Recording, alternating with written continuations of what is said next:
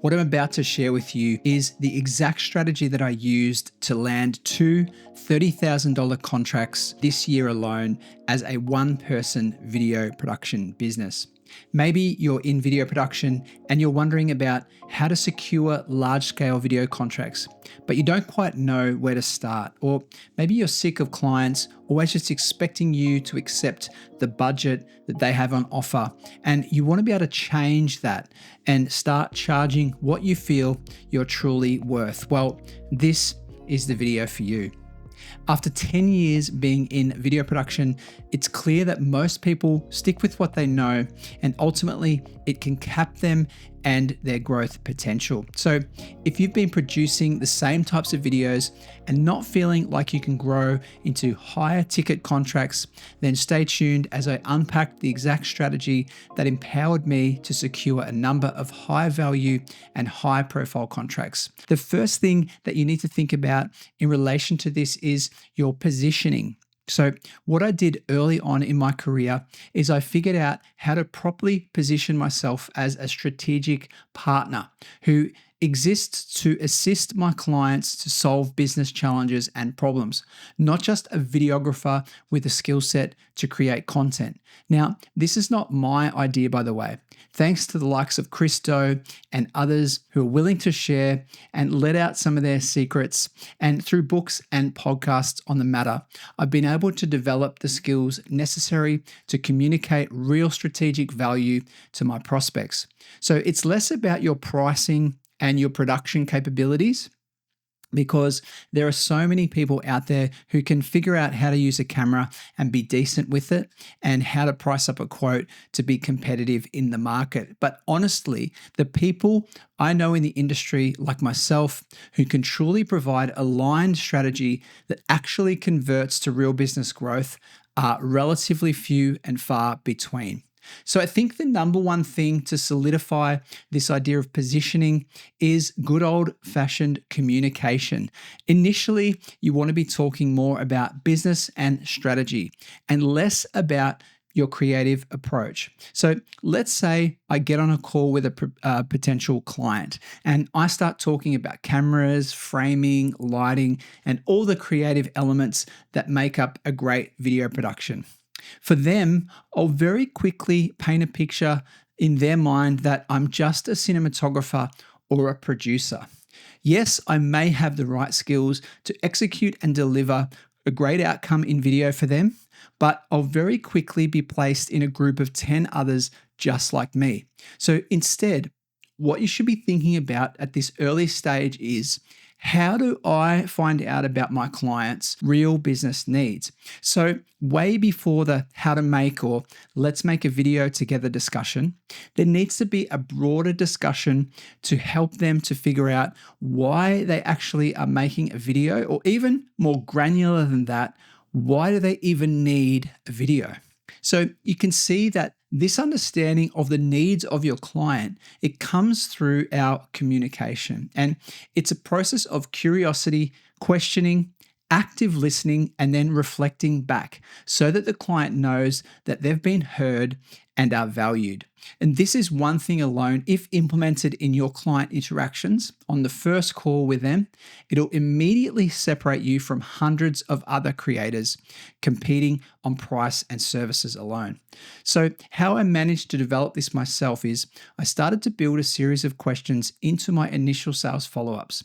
I deliberately slow things down and take a step back. Practically, and I'm just going to spitball here, it might sound something like this.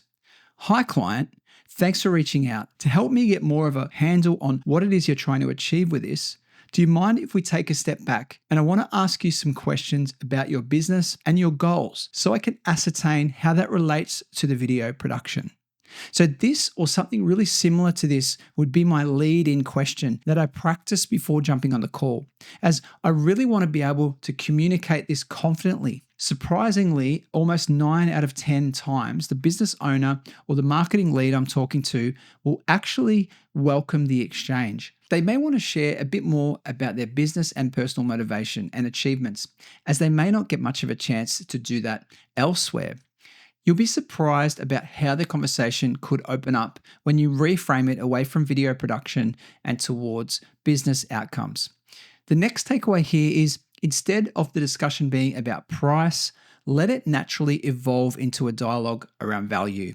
So you've an opportunity after you've allowed the prospect to open up a bit more about their business and their specific goals to steer the conversation towards your unique value proposition. And this should occur quite naturally as a result of the prior conversation around positioning. So again, more than cameras, lenses, and methodologies, what intrinsic value might your video production bring to the company's bottom line? And how might you communicate this type of value? At this stage of the process, I focus on some examples of prior work that I've done. So one of the productions that I use quite a lot here is one particular piece of content I did for Metricon Homes. They're a major builder here in Australia, and they've won the Major Residential Builder of the Year award on many occasions. And although at the time the budget was pretty lean for what we ended up delivering in terms of value, it ended up being a very good business decision on my end to go all in and produce something truly inspiring that I've used countless times since as a very strong case study on the true value of video. After its release, it was said by Metricon's head of product design in Melbourne at the time that this was perhaps the best piece of content that they'd ever had produced. Since that video went live, it's had over 144,000 unique views on YouTube alone and thousands more across their respective social media channels and their website. And some of the facade pictures we'd captured were repurposed into a television commercial that aired a few years later on national TV. The value that has brought to Metricon is hard to quantify, but based on some conservative estimates, it's absolutely enormous. Think about it like this. If just 0.01% of the viewers of that content from YouTube alone purchased a Riviera property after watching that video, there would be around about $38 million in revenue brought about by that single video. So in saying that, it really is a super conservative conversion rate as well. It would have probably been a little bit higher than that. And not to mention the impact of the other views from social exports that I'd provided to Metricon to use on platforms like Facebook and Instagram as well. So you can see it would likely be much higher in revenue than this conservative picture that I use in my example I give to the client about the real value of a piece of content. Once I share this with a prospect, I can then stress in hindsight that if Metricon would have paid me a percentage of future revenue, let's say 1% only of the future revenue, I would have made $380,000 from that particular video. But let's assume they'd never agree to the 1%. It does seem like a lot, but I think it should be reasonable for me to ask for 0.1% of revenue on a 5-year time frame. That wouldn't seem like a lot. They can pay it out to me yearly, and it will be easier to cover installments based on sales from an accounts and a cash flow perspective. So in the case of just 0.1% of future revenue over 5 years, I'd have been paid out $38,000 for that particular video. So this is why I use that as an example of the value I bring to the table in video production. So now you're probably wondering, have I ever produced a video where I base my payment on future revenue? And whilst the answer to that is yes, it is specific to these videos on YouTube. But despite not ever doing client work without quoting a price upfront to carry out the job, the outcome of the value discussion is not so you can lock in future revenue deals.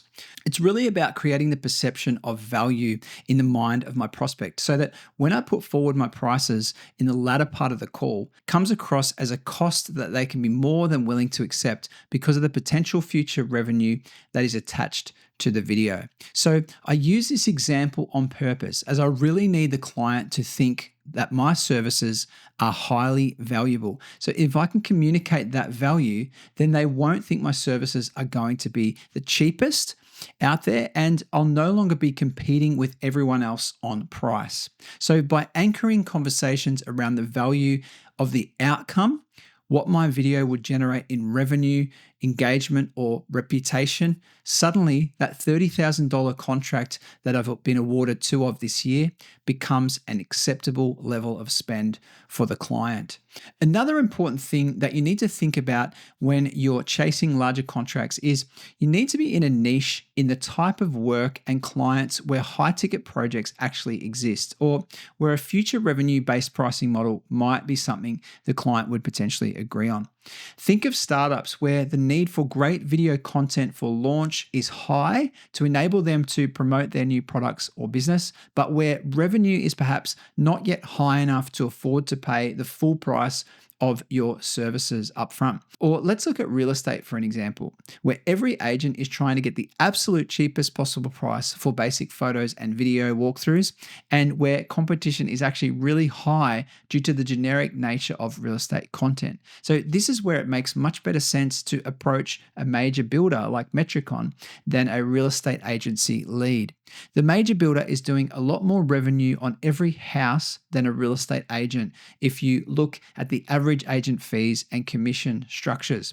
This is where you should be thinking about what niches hold more budget for video specifically, and which of them continue to understand the real needs for video in their marketing efforts. This is also where you can sift through potential niches and avoid anything getting flooded right now with AI.